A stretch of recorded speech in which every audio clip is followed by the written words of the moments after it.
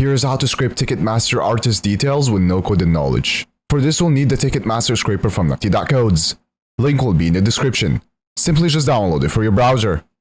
Next press artist details. As you can see, we extracted this artist details. You can do this for multiple different artists. Now head to the settings. Then press on stored data. In here you can find all data you scraped. You can specify some data to delete or move to export. Now to customize this, press on customize. Then press on artist details. In here you can change the data however you want. So for example, you can uncheck some data. You can also change the order of the data. And also change the name. And also add a criteria to only scrape the products you are looking for. Once you're done, press save. You can also find more features in the add-ons section. Now to export this, press add to actual list. Then press export. You can export it in many different ways. I'll export as HTML. After exporting, here is the data we extracted.